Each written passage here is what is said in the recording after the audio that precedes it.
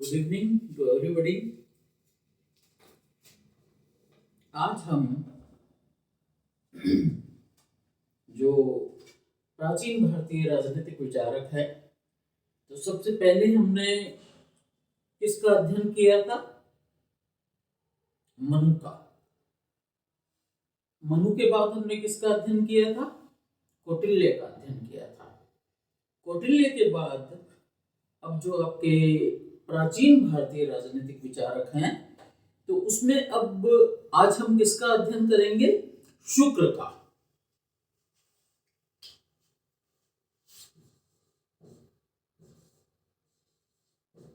शुक्र, तो ये कहा जाता है कि जहां बृहस्पति को देवताओं का गुरु माना जाता है, बृहस्पति को किसका गुरु माना जाता है? देवताओं का। तो उसी प्रकार से शुक्र को, शुक्राचार्य को, उनको असुरों का गुरु माना जाता है। शुक्र को किसका गुरु माना जाता है? असुर।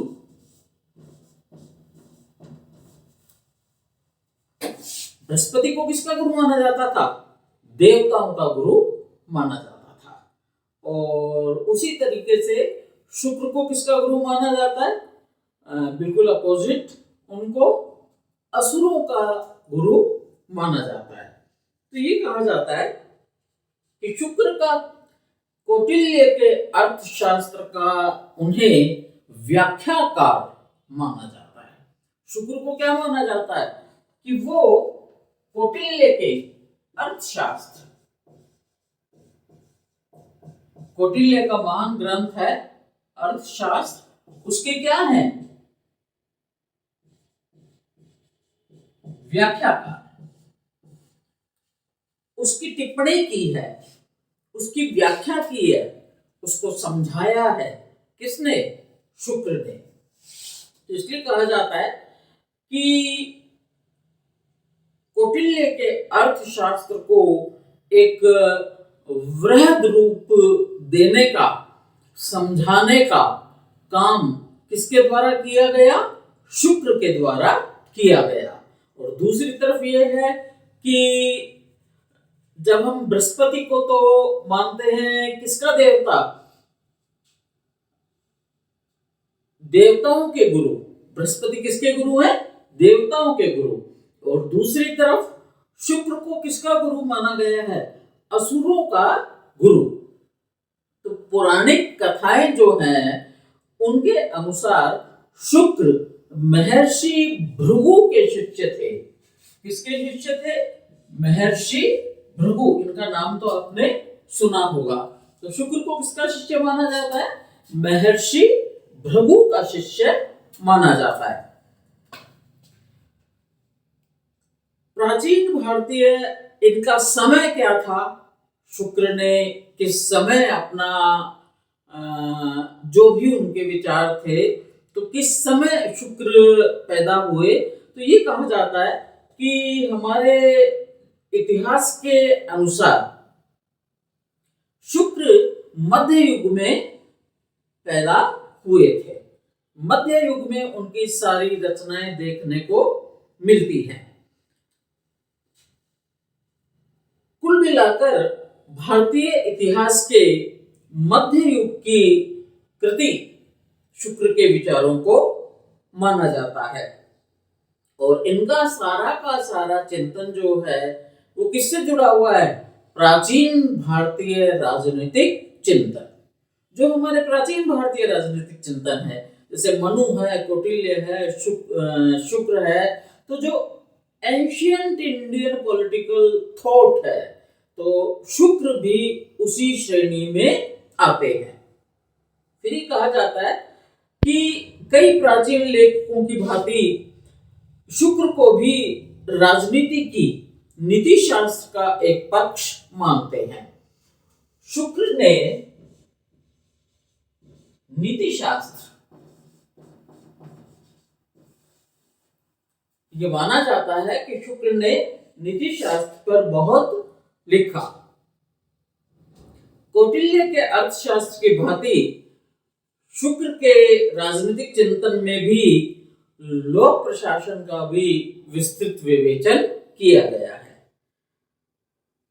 हमने आपको बताया था कि कौटिल्य ने जब अपना अर्थशास्त्र लिखा तो यद्यपि कौटिल्य के अर्थशास्त्र का नाम, ग्रंथ का नाम क्या है?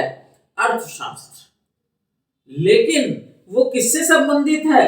राज्य की कला, हाउ टू गवर्न प्रैक्टिकली, राजा को शासन कैसे करना चाहिए, उसमें अर्थशास्त्र का विस्तार से विवरण किया गया है। तो इसलिए कहा जाता है कि कौटिल्य के अर्थशास्त्र में जैसे राज्य की, प्रशासन की समस्त कलाओं का वर्णन किया गया था, उसी प्रकार से शुक्र के जो शुक्र नीति है, उनका जो अपना ग्रंथ है, तो उसमें उन्होंने राजनीति और नीति के साथ साथ लोक प्रशासन का भी विस्तार से विवेचन किया और साथ ही उन्होंने राज्य की जो सेवाएं हैं उनके व्यवसायीकरण पर बल दिया। अब ये आज हम इस बात को देखते हैं कि हमारी जो राज्य की सेवाएं हैं उनका व्यवसायीकरण होना चाहिए। और आप देखो कि इसने शुक्र, इन्होंने, ये इतने महान विचारक थे कि इन्होंने हजारों साल वर्ष पूर्व ये विचार किया था कि जो सेवाएं हैं उनका राजनीतिकरण, व्यवसायीकरण होना चाहिए। अब हम देखते हैं कि शुक्र ने कौन कौन सी विधाएं बताई। जब राजा को राज्य करना है, मंत्रियों को राजा को क्या देना है? परामर्श। तो जिनके पास दंड का उत्तरदायित्व है, जिनके पास राज्य की सुरक्षा का उत्तरदायित्व है, तो शुक्र कहते हैं, जैसे कौटिल्य ने बताया था कि राजा में और नागरिकों में कौन कौन सी विधा, गुण होने चाहिए। तो शुक्र कहता है सबसे पहले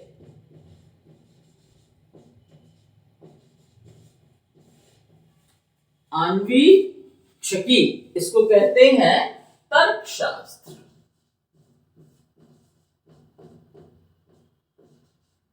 इसको क्या कहते हैं? तर्कशास्त्र। आपको ध्यान होगा पहले तर्कशास्त्र, अब इसको यदि हम सामान्य भाषा में समझाना चाहें तो ये हो जाएगा आपका लॉजिक। तो यदि हम तर्कशास्त्र में पारंगत हैं तो हम किसी से मात नहीं खाते। और पहले तर्कशास्त्र में बहुत पारंगत होना आवश्यक माना जाता था। तो कौटिल्य की तरह शुक्र ने भी 4 विधाएं बताई। तो इसको क्या कहा जाता है? अन्वीक्षकी। और जिसका सरल भाषा में रूपांतर है तो वो क्या है? तर्कशास्त्र। दूसरा था त्रयी। कौटिल्य ने भी यही बताए थे, त्रयी। तो त्रयी से हमारा क्या तात्पर्य है? ऋग्वेद, यजुर्वेद, सामवेद, तीनों वेदों का ज्ञान होना चाहिए। ये विधा है। पहली बात तो आपको तर्कशास्त्र पे आपका अनुभव होना चाहिए, आपको उसमें विशिष्टता प्राप्त होनी चाहिए तर्कशास्त्र में। उसके बाद तर्कशास्त्र के बाद शुक्र कहते हैं कि दूसरा ज्ञान क्या है? त्रयी।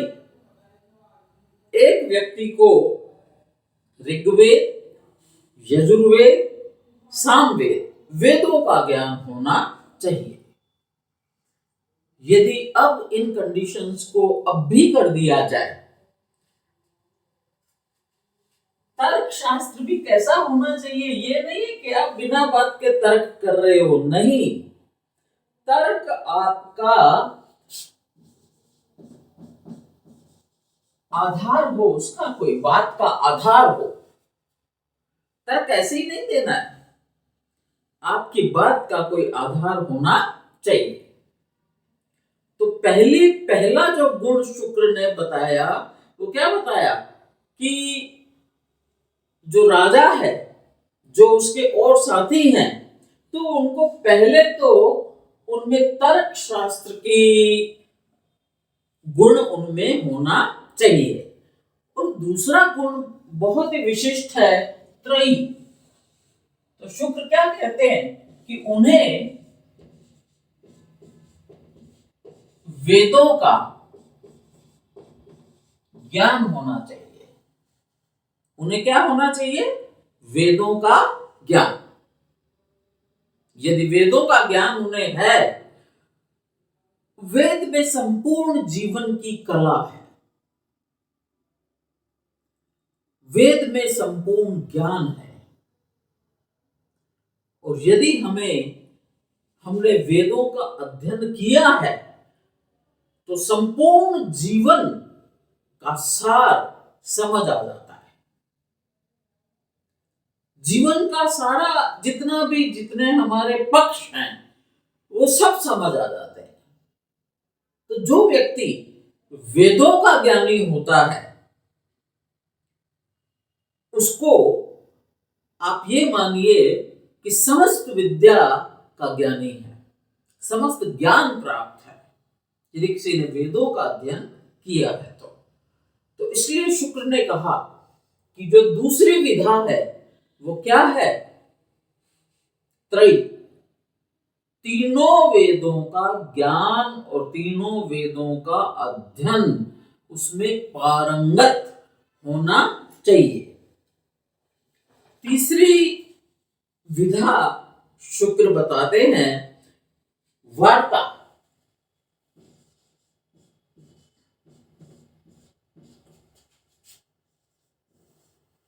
तीसरा गुण क्या होना चाहिए? वार्ता। वार्ता से हमारा क्या मतलब है? वार्ता हम ये मानते हैं कि हम किसी से बातचीत करते हैं, हम किसी से बातचीत करते हैं। लेकिन शुक्र का वार्ता से तात्पर्य था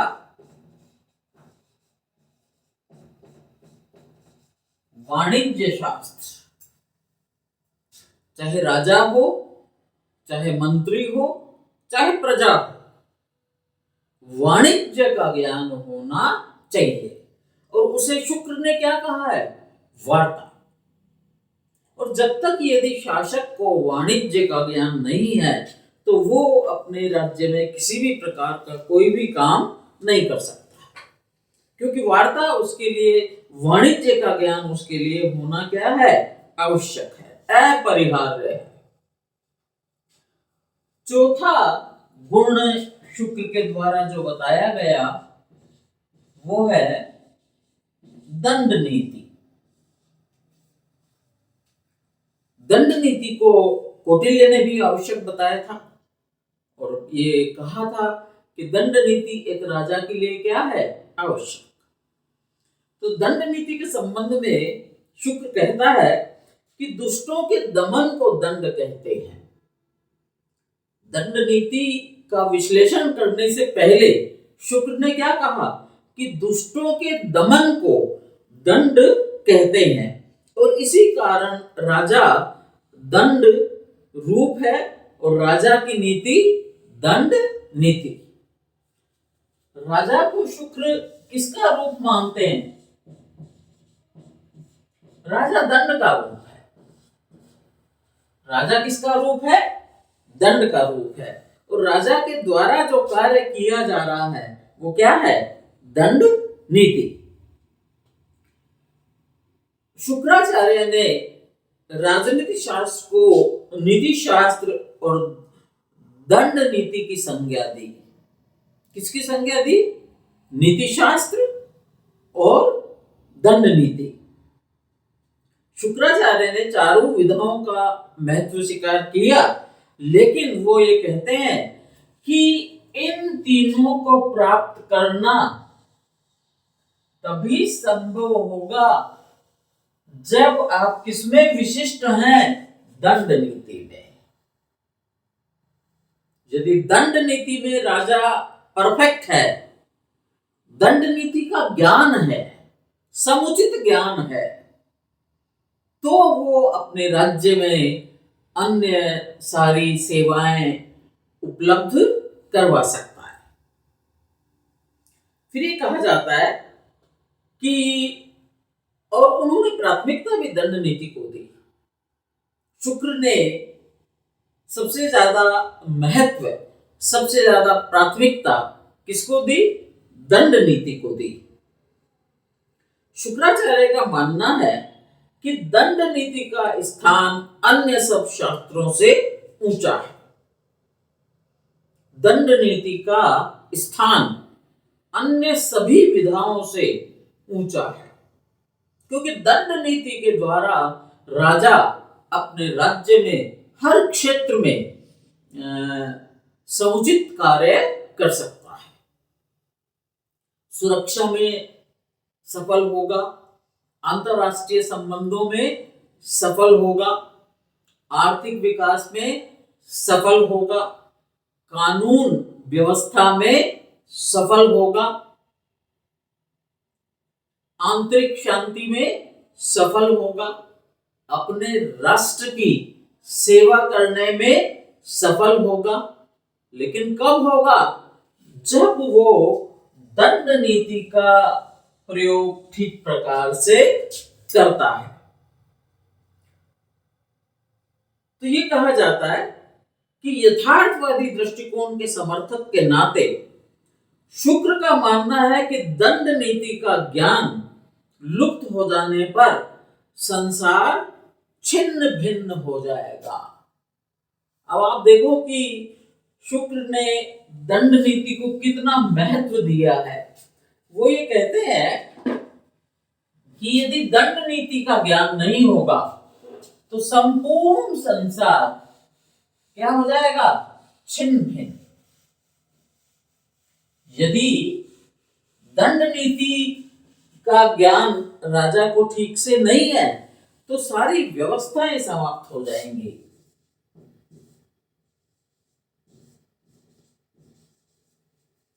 दंड नीति का ज्ञान शासक को बहुत अच्छे तरीके से होना चाहिए। और चूंकि शुक्राचार्य को इनको किसका गुरु माना गया है? असुर। इनको किसका गुरु माना गया है? असुर। और इसीलिए इनको क्या माना गया है कि ये यथार्थवादी विचारक थे। इन्होंने कोई बहुत आदर्श की बातें नहीं की। ठीक है, इन्होंने बताया कि विधाएं 4 प्रकार की होती हैं। जो भी विधा है 4 प्रकार की हैं। नागरिकों में, शासकों में, शासन में जो मदद करते हैं उनमें, आन्वेषिकी जिसका अर्थ क्या है? तर्कशास्त्र। उसके बाद त्रयी, वेदों का ज्ञान। ये आपको जो शॉर्ट क्वेश्चंस आएंगे उनमें आ सकते हैं। तो त्रयी का मतलब क्या है? वेदों का ज्ञान। वार्ता, वाणिज्य का ज्ञान। वार्ता से हमारा मतलब सामान्य अर्थों में क्या होता है? संवाद। लेकिन यहां शुक्राचार्य ने क्या कहा है कि वार्ता का मतलब क्या है? वाणिज्य शास्त्र का ज्ञान और दंड नीति।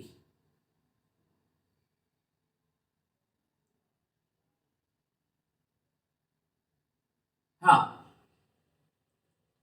दंड नीति। तो ये कहा जाता है क्योंकि शुक्र एक ऐसे विचारक थे जिन्होंने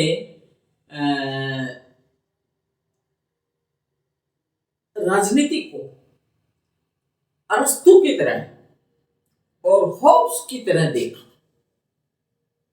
अरस्तु की तरह राजनीति को व्यवहारिक दृष्टिकोण से देखा और हॉब्स ने जो विचार व्यक्त किए थे, क्योंकि जब मैं आपको थॉट पढ़ाऊंगी, अभी पढ़ा रही हूं आपको, मैं थॉट ही पढ़ा रही हूं, तो जब मैं आपको भारत के विचारक पढ़ाऊंगी तो साथ के साथ पश्चिमी विचारकों से भी उनका कंपैरिजन करेंगे, ताकि आपको सारे विचारक अच्छे से समझ में आए। तो यथार्थवादी दृष्टिकोण का समर्थक होने के नाते उन्होंने कहा कि यदि दंड नीति का ज्ञान राजा को नहीं है तो सारी व्यवस्था क्या हो जाएगी, छिन्न भिन्न। शुक्राचार्य का मानना है कि दंड नीति का स्थान शब्द शास्त्रों से ऊंचा है। यहां शुक्र के विचार किससे मिलते हैं, अरस्तु से मिलते हैं। अरस्तु ने राजनीति विज्ञान के लिए कहा था कि यह सर्वोच्च विज्ञान है। राजनीति विज्ञान के लिए अरस्तु ने क्या कहा था, यह सर्वोच्च विज्ञान है, मास्टर साइंस की संज्ञा दी थी। और शुक्राचार्य के अनुसार भी धर्म, अर्थ, काम, मोक्ष, इन 4 पुरुषार्थ में से पहले 3 की प्राप्ति दंड नीति के कुशल प्रयोग से ही संभव हो सकती है।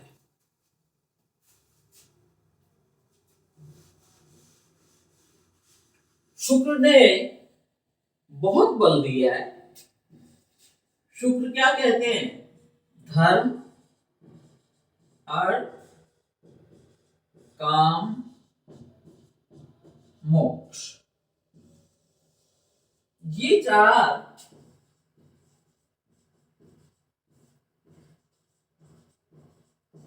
मनुष्य जीवन के क्या माने जाते हैं, उद्देश्य। धर्म, अर्थ, काम, मोक्ष। तो शुक्र कहते हैं कि यदि आपको इनको प्राप्त करना है तो इनको प्राप्त करने के लिए ये आवश्यक है कि दंड नीति का प्रयोग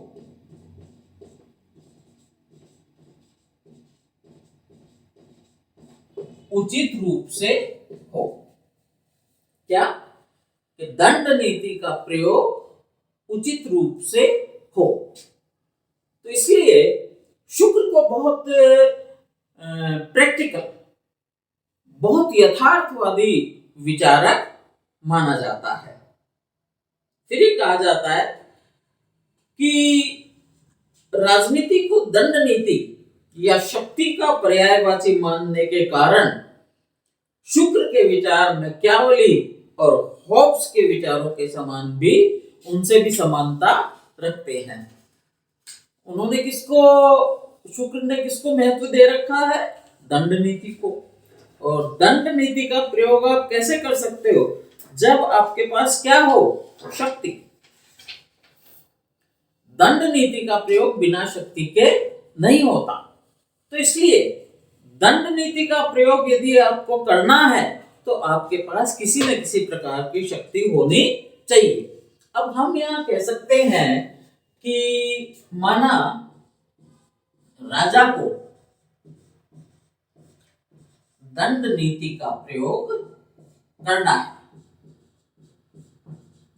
राजा को दंड नीति का प्रयोग करना है। दंड नीति का प्रयोग करने के लिए राजा को धर्म के मार्ग पे भी चलना पड़ेगा, अर्थ के मार्ग पे भी चलना पड़ेगा।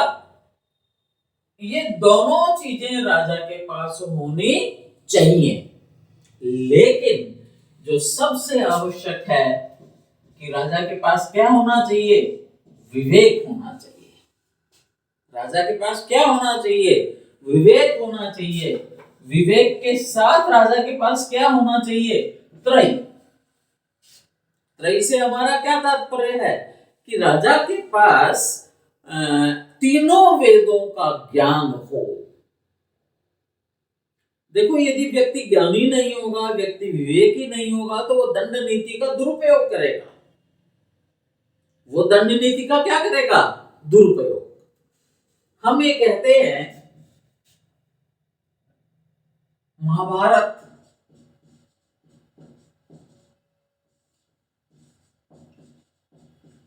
रामायण है ना, और उसके बाद हम ये कहते हैं कि 2023 का भारत। तो दंड नीति का प्रयोग तब भी किया जाता था। महाभारत काल में भी दंड नीति का प्रयोग किया जाता था। रामायण के काल में भी दंड नीति का प्रयोग किया जाता था। लेकिन उस समय जो दंड नीति का प्रयोग किया जाता था वो क्या होती थी? नीति संगत। नीति संगत कि किसी पर भी अत्याचार नहीं होना चाहिए। दंड का प्रयोग तो करो, लेकिन दंड उसे ही मिलना चाहिए जो दंड का अधिकारी है, जो दंड का पात्र है। गलत व्यक्ति को दंड नहीं मिलना चाहिए। अब मैंने आपको कहा कि महाभारत का काल, रामायण का काल, हालांकि इनमें यदि हम इन पे चर्चा करें तो हम ये कहेंगे कि महाभारत में जिनको दंड मिला पांडव, है ना, तो क्या वो उचित था? क्या तो उचित तो नहीं था, लेकिन नीतिगत था कि भाई हार गए। उस टाइम, उस समय इन बातों की वैल्यूज थी कि यदि वो उस टाइम महाभारत में यदि नहीं हारते तो उन्हें अपने वचन का पालन नहीं करना पड़ता।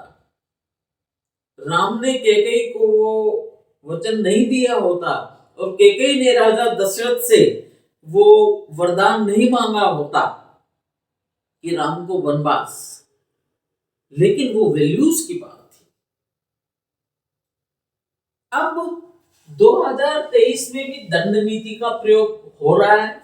2024 में दंड नीति का खूब प्रयोग हो रहा है, लेकिन वो क्या हो रहा है? दुरुपयोग। क्या हो रहा है? दुरुपयोग। जिन लोगों को दंड नहीं मिलना चाहिए उनको दंड मिलता है, और जिन लोगों को दंड नहीं मिलना चाहिए उनको दंड मिलता है। जिनको मिलना चाहिए उनको नहीं मिलता, जिनको मिलना चाहिए उनको नहीं मिलता।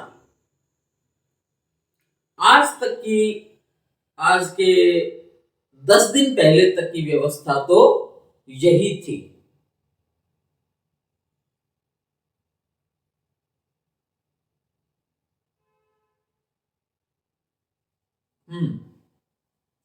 इसलिए कहा जाता है कि दंड नीति बेसिक है। आप लोग जो प्रश्न पूछते हो तो उनका बेटा कोई औचित्य होना चाहिए।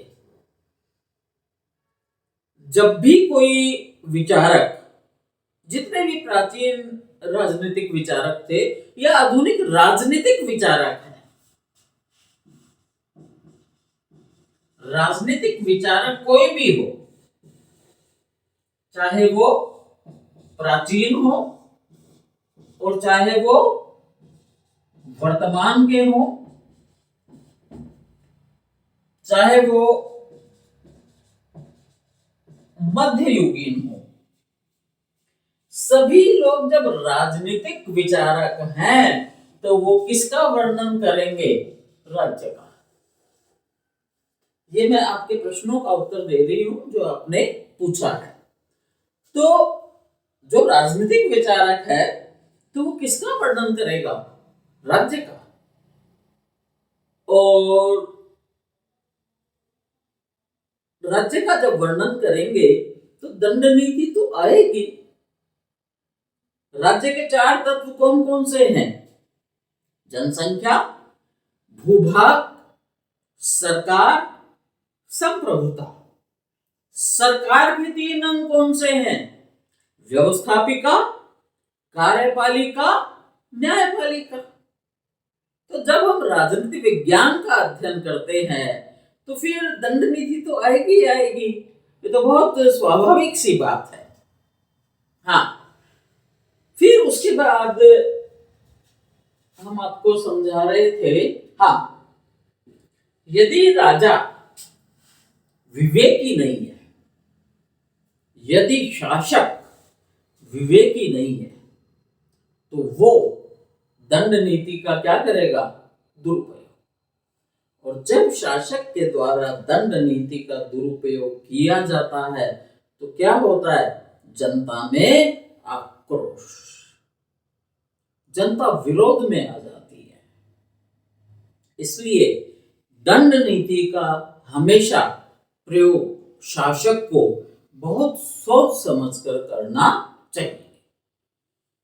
अब हम देखते हैं कि राज्य के बारे में शुक्र ने क्या कहा।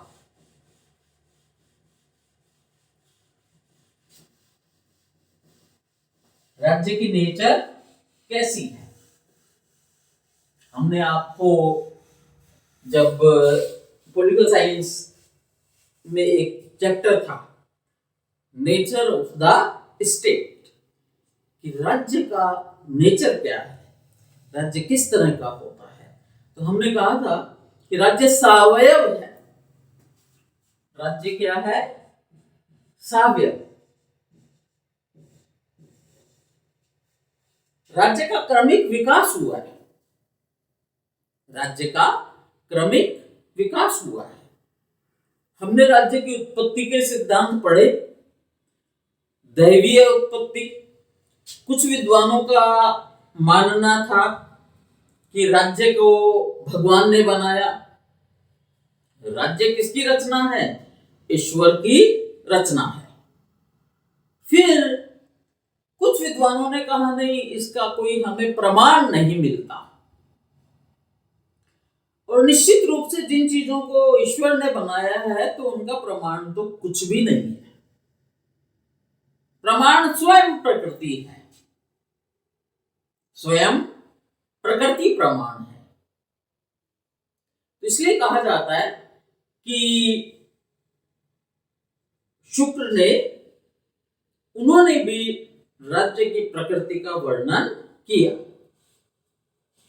तो जैसे उन्होंने भी सावयव सिद्धांत को स्वीकार किया, और जैसे मनु ने और कौटिल्य ने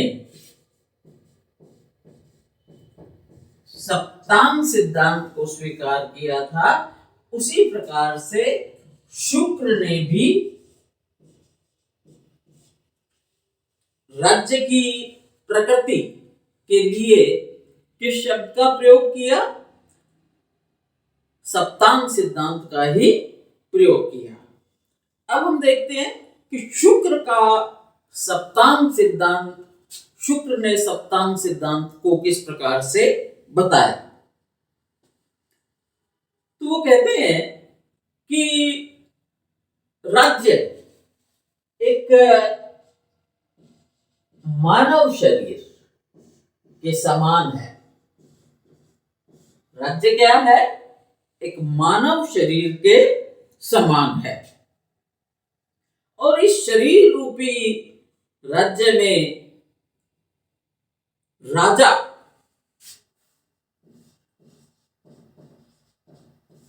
की तुलना उन्होंने किससे की है? सिर, जहां ब्रेन है। जो अमात्य है, मतलब मंत्री, शुक्र उनको क्या कहता है? वो क्या है? आंखें, जो देखती हैं। क्योंकि राजा को परामर्श देने के लिए कौन है? अमात्य। तो इसलिए शुक्र ने इनको क्या कहा है? मंत्रियों के लिए उनको क्या माना है? मानव शरीर का आंखें, कि वो राज्य की आंखें हैं, वो देखेंगी कि राज्य में क्या हो रहा है। मित्र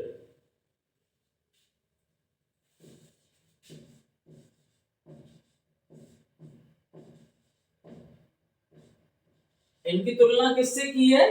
कान। मित्र के लिए शुक्र क्या कहते हैं?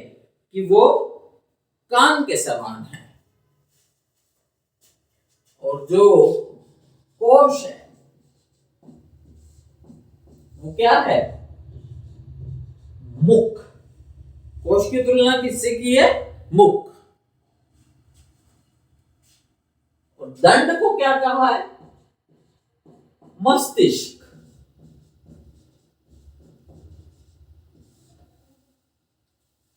दंड की तुलना शुक्र ने किससे की है?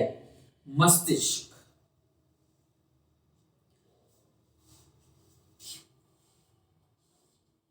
पहले के जो राज्य होते थे वहां दुर्ग बहुत आवश्यक था। दुर्ग मतलब किला। तो दुर्ग की तुलना शुक्र ने किससे की है?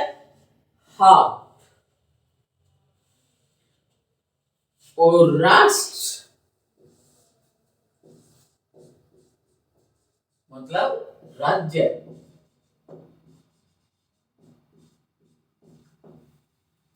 ये आपको शुक्र का सप्तांग सिद्धांत है। जैसे मनु ने, कौटिल्य ने राज्य के कितने अंग बताए थे? 7। उसी प्रकार से शुक्र ने भी, पहली बात तो ये कि शुक्र ने भी राज्य को सावयव बताया। राज्य को क्या बताया? सावयव। और दूसरी बात ये कि शुक्र ने कहा कि जैसे शरीर, मनुष्य के शरीर का प्रत्येक अंग अपना काम करता है, और जब सारे अंग अपना अपना काम करते हैं और सब में आपस में क्या है? समन्वय। सब में आपस में क्या होना चाहिए? समन्वय। तभी मनुष्य शरीर ठीक प्रकार से काम कर सकता है। समन्वय गड़बड़ हुआ और मानव शरीर काम नहीं कर सकता। तो जो सबसे पहला अंग है, नंबर 1, एक राज्य का जो सबसे पहला अंग है, राजा। तो राजा की तुलना शुक्र किससे करते हैं? सिर से। फिर आपका है दूसरा अंग। दूसरा अंग शुक्र ने किसको बताया है? अमात्य, जो मंत्री लोग होते हैं। और उनकी तुलना किससे की है? आंखें, जो देखती हैं कि राज्य में क्या हो रहा है। सबसे महत्वपूर्ण अंग है। तीसरा उन्होंने बताया कि मित्र भी बहुत आवश्यक है। भाई ये तो आज के युग में भी हम देखते हैं, चाहे आप व्यक्ति के स्तर पे देख लो, चाहे परिवार के स्तर पे देख लो, चाहे प्रांत के स्तर पे देख लो, चाहे राज्य के स्तर पे देख लो, और चाहे वैश्विक स्तर पे आप देख लो, मित्र के बिना काम नहीं चलता। लेकिन मित्र कैसा होना चाहिए? ईमानदार। मित्र यदि धोखेबाज है तो वो हमें नुकसान पहुंचा सकता है। अब ये हमें देखना होगा, ये तो हमें ही इसकी परख करनी होगी।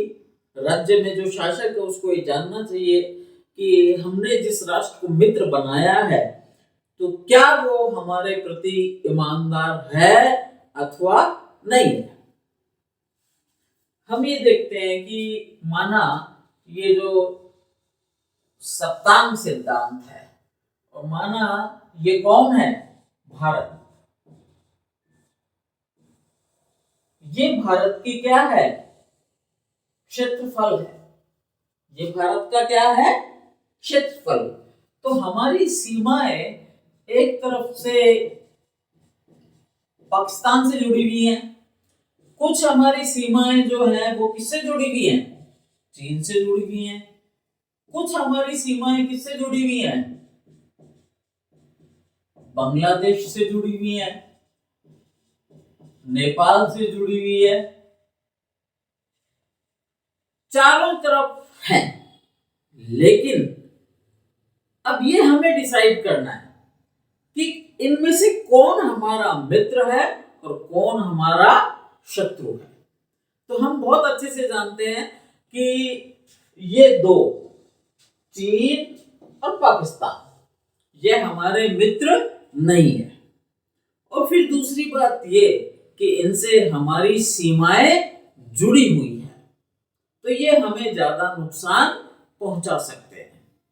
तो इसीलिए हमें अपनी सीमा पर बहुत ध्यान रखना पड़ता है, क्योंकि हमारे इनसे लगभग चाइना से एक बार हो गया, पाकिस्तान से भी 3 बार हो गया, इसके अलावा भी पाकिस्तान छोटी मोटी गोलीबारी तो करता ही रहता है।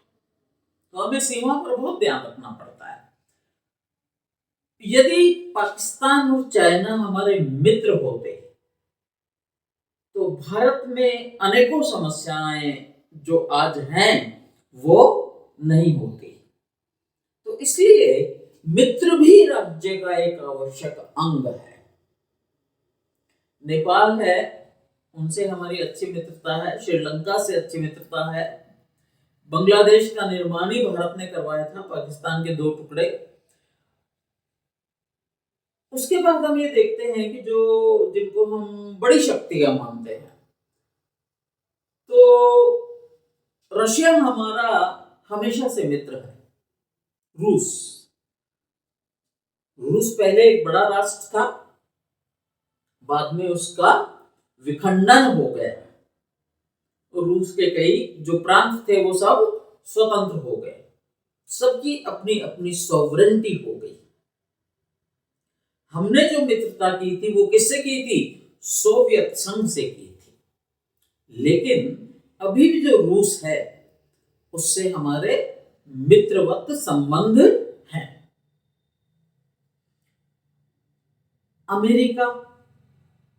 अमेरिका से हमारी, क्योंकि अमेरिका एक पूंजीवादी राष्ट्र है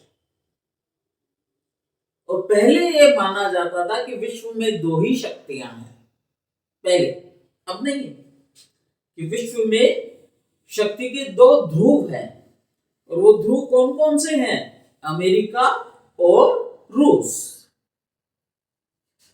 तो चूंकि हम जब रशिया के मित्र हैं और रशिया और अमेरिका एक दूसरे के क्या हैं? मित्र नहीं है, मित्र नहीं है। तो इसलिए सहज रूप से हम अमेरिका के क्या हो गए? हम अमेरिका के मित्र नहीं हैं। लेकिन कूटनीति का राजनीति में महत्वपूर्ण स्थान होता है। कूटनीति का राजनीति में क्या होता है? महत्वपूर्ण स्थान। तो आपने देखा होगा जब अमेरिका में इससे पहले, बाइडेन से पहले जो चुनाव हुआ था, जब बाइडेन आए, मोदी जी तब भी गए थे अमेरिका और जब कोरोना आया तो हमने तो खैर समूचे विश्व की बहुत सहायता की, समूचे विश्व की बहुत सहायता की। आज अमेरिका से भी हमारे मित्रतापूर्ण संबंध हैं। सबसे बड़ी बात तो जो मुझे हमेशा बहुत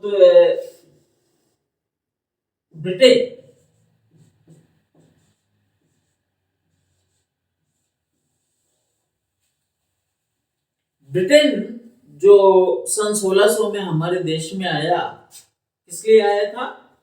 ईस्ट इंडिया कंपनी व्यापार करने, और धीरे धीरे धीरे करके उन्होंने जितनी भी सत्ता थी, राजनीतिक सत्ता को हथिया लिया। और हमारी राजनीतिक सत्ता पर अपना अधिकार कर लिया। क्या हुआ?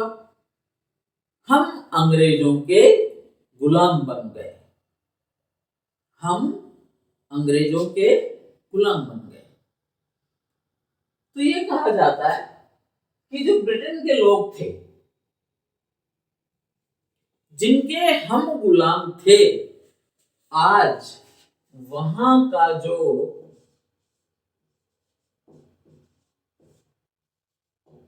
प्रधानमंत्री है, वहां के जो प्रधानमंत्री हैं, वो भारत के मूल निवासी है। अब तो उन्होंने वहां की सिटीजनशिप है उनके पास, लेकिन भारत मूल के हैं। ये बहुत बड़ी बात है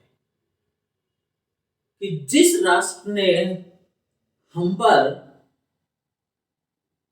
कई सालों तक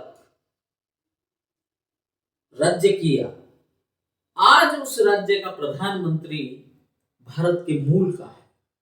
ये बहुत बड़ी बात है हमारे लिए। तो ब्रिटेन से भी हमारे क्या है? मित्रतापूर्ण संबंध।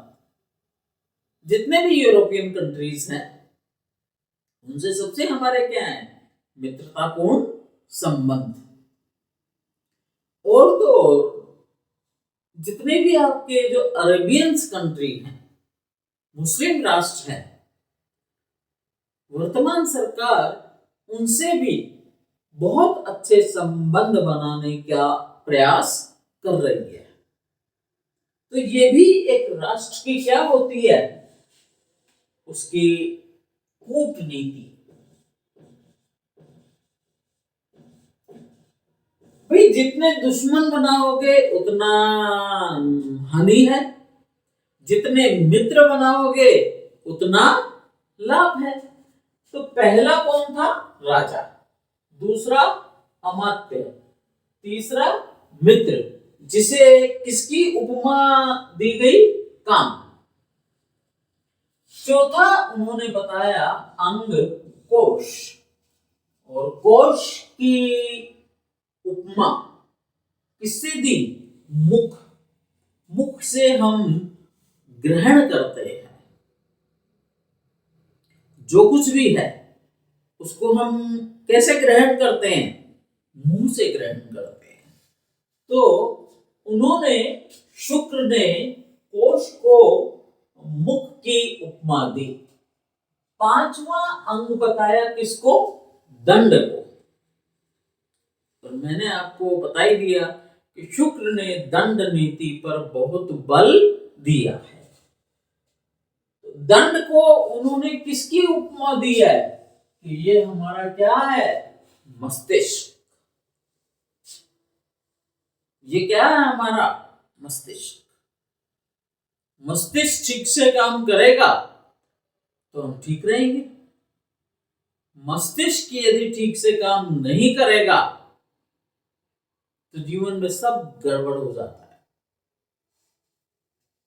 मस्तिष्क ठीक से काम करेगा तो ये सारे अंग ठीक प्रकार से काम करेंगे। और मस्तिष्क की तुलना शुक्र ने किससे की है? दंड से। छठा उन्होंने किसको बताया है? दुर्ग। आप देखोगे कि पहले के जमाने के जब राजघराने थे, जब क्या थे? राजघराने, तो जो राजा होता था, राजा और राजा का परिवार, तो वो कहां निवास करते थे? जो उनके महल होते थे, दुर्ग। और आप लोगों ने भी कुछ दुर्ग देखे ही होंगे कि दुर्ग के चारों तरफ इतनी बड़ी बड़ी खाई होती थी कि दुश्मन चाहे तो उनमें जल्दी से प्रवेश नहीं कर सकता था। दुश्मन चाहे भी तो उनमें प्रवेश नहीं कर सकता था। तो इसलिए शुक्र ने जो छठा अंग बताया वो किसको बताया? दुर्ग को। और उसको किसकी उपमा दी?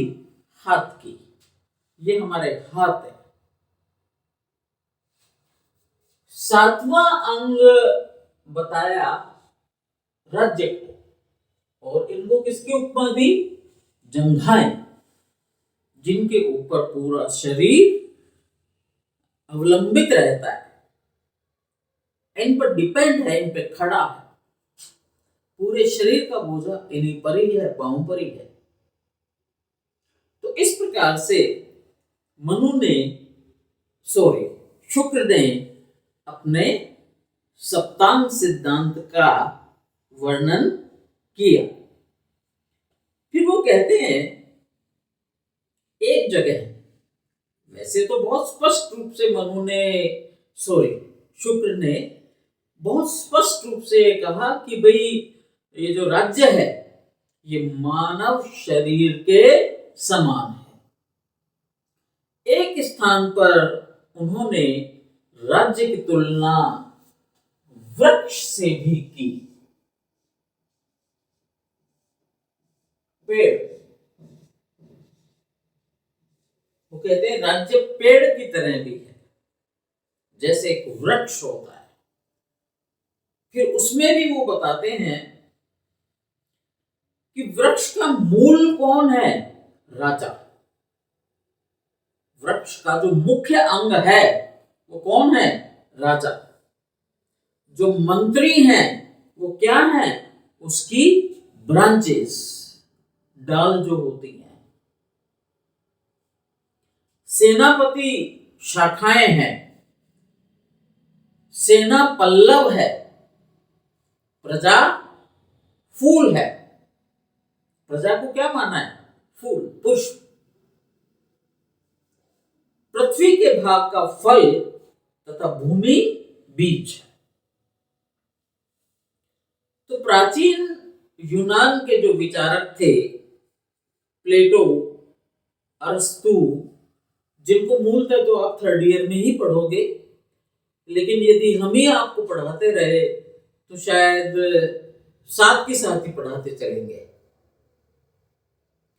तो प्लेटो और अरस्तु की तरह शुक्र ने भी राज्य को एक स्वाभाविक और एक अनिवार्य प्रक्रिया और संस्था माना। वो कहते हैं अपने आप बना राज्य। भाई पेड़ कोई हम एक दिन में बनाते हैं क्या? नहीं। मानव शरीर को क्या एक दिन में बनाते हैं? नहीं। आज बच्चा 2 दिन का है, फिर 1 महीने का हो जाता है तो थोड़ा और ठीक हो जाता है। फिर जब वो गुड़लिया चलने लगता है तो फिर और ठीक हो जाता है, और वही बच्चा फिर 25 साल का भी होता है, 50 का भी होता है। क्रमिक विकास है, क्रमिक विकास। तो उसी तरीके से राज्य भी क्रमिक है। तो शुक्र कहते हैं कि राज्य के बगैर मनुष्य अपनी पूर्णता को प्राप्त नहीं कर सकता। अब यहां बहुत बड़ा सवाल उठता है, पूर्णता क्या होती है? पूर्णता क्या होती है? तो शुक्र कहते हैं कि राज्य के बगैर यदि आप जंगल में घूम रहे हो, तो क्योंकि आप जंगल में घूम रहे हो तो आपके पास क्या नहीं है? सभ्यता नहीं है। सभ्यता का विकास मनुष्य ने किया, और कहां किया? समाज में। सभ्यता का विकास कहां हुआ?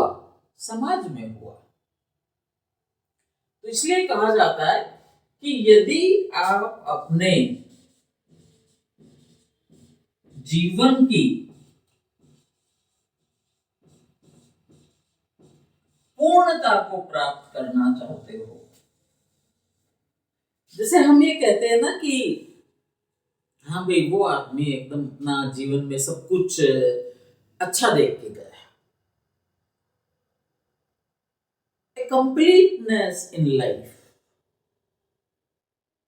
मनुष्य के पास सब कुछ हो जो आवश्यक है, उचित मात्रा में हो जो आवश्यक है। घर हो, परिवार हो, उसकी मौलिक आवश्यकताएं पूरी होती हो, ज्ञान हो, विवेक हो, प्रसन्नता हो, जीवन में प्रसन्नता हो, तो हम ये कहेंगे कि मनुष्य ने अपने जीवन की पूर्णता प्राप्त की। तो शुक्र कहते हैं कि जीवन की पूर्णता को प्राप्त करना है तो वो कहां संभव है? राज्य में। राज्य के बिना जीवन की पूर्णता को आप प्राप्त नहीं कर सकते। जीवन की पूर्णता को प्राप्त करना है तो उसके लिए राज्य आवश्यक है। तो वो कहते हैं शुक्र कि जिस प्रकार चंद्रमा समुद्र की वृद्धि का कारण है, उसी प्रकार राज्य लोगों के अभ्युदय का मूल आधार है। चंद्रमा के कारण समुद्र में उठाव आता है। चंद्रमा की जब पोजीशन चेंज होती है तो समुद्र की लहरों में भी बदलाव आता है। तो शुक्र कहते हैं कि जैसे समुद्र चंद्रमा पे निर्भर है, वैसे ही मनुष्य किस पर निर्भर है? राज्य पर निर्भर है।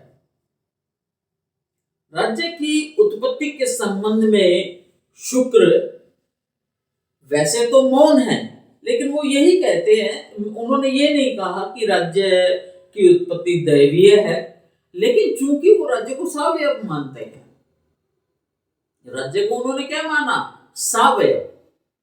तो अप्रत्यक्ष रूप से हम ये जान सकते हैं कि जो सावयव होगा तो उसका तो विकास कैसे होगा? क्रमिक। तो अप्रत्यक्ष रूप से शुक्र किसमें विश्वास करते हैं? विकासवादी सिद्धांत। राज्य की उत्पत्ति का विकासवादी सिद्धांत। मैंने आपको बताया कि वैसे उन्होंने खुलकर कहीं भी ये नहीं कहा कि राज्य की उत्पत्ति मैं किस प्रकार से मानता हूं, लेकिन जब उन्होंने राज्य का सप्तांग सिद्धांत बताया और ये कहा कि राज्य सावयव है, तो जो सावयव होगा वो विकासवादी सिद्धांत को ही स्वीकार करेगा। मनु का आज अपन ने सप्तांग सिद्धांत कंप्लीट कर लिया। कल मैं क्लास का टाइम आपको बता दूंगी। कल 2 क्लास होंगी और शुक्र को अपन आगे पढ़ेंगे। ठीक है, थैंक यू वेरी मच।